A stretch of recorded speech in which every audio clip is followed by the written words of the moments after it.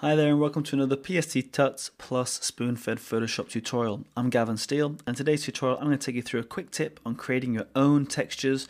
We're going to be creating a wooden panel. The original tutorial by Bree is over at pst.tutsplus.com, and here you can see the final effect. Brilliant for website backgrounds, illustration backgrounds, lots of navigational tools and pictures, and there's really lots and lots of uses for these textures, and that's why people head over to free stock sites to download them or pay for them to put in their work. But it's a really good skill to have. If you're in a sticky situation, you can create your own textures. So do check out the tutorial and all the other video tutorials in the video section over at pst.tutsplus.com.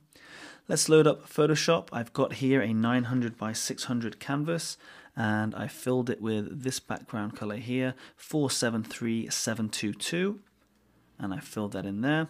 I'm going to open up my background layer, Command J, I'm going to duplicate it, and I've set my foreground color to 746045.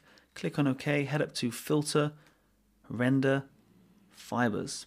Nice and easy, have the variance set to 28, strength set to 60. Let's click on OK, and there we have the base for our wood panel. The next thing we need to do is duplicate this layer, Command J, excuse me.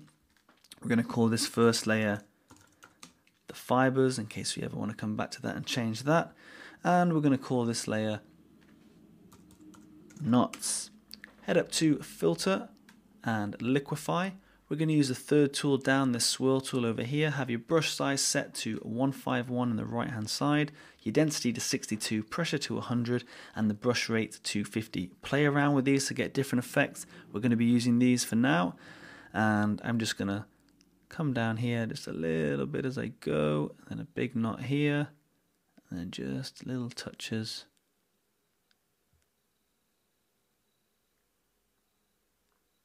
Like so. Maybe a little bit at the top.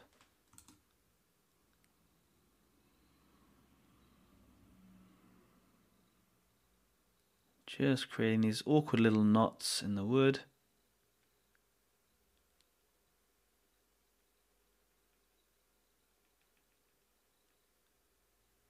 Like so. And let's click on OK.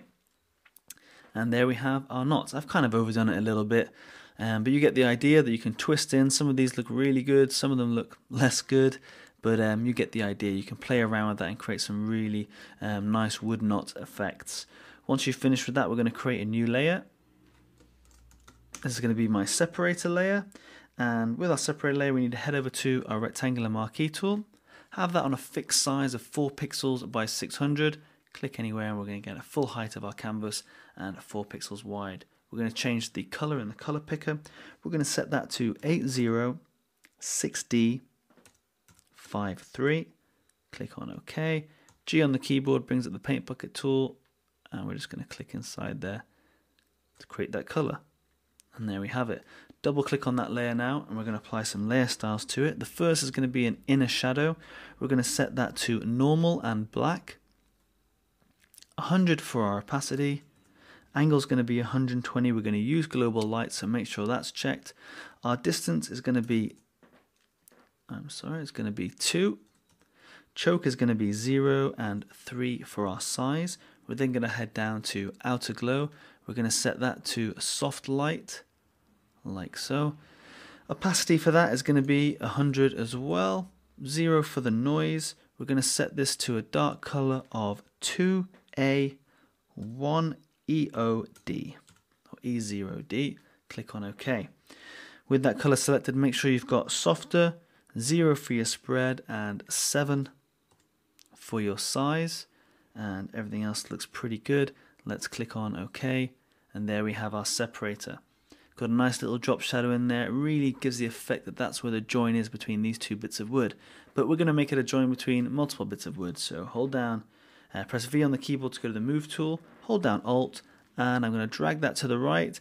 Now, so that I don't lose this separator up the top here, I'm going to hold down Shift. That's going to keep it in horizontal line with this. And I'm just going to create my panels like so. Got a bit more space over here. Nope, that looks pretty good. You might want to create a few more, so I'm going to come back to our original one, and I'm just going to move that over. We're going to have a couple of thin panels.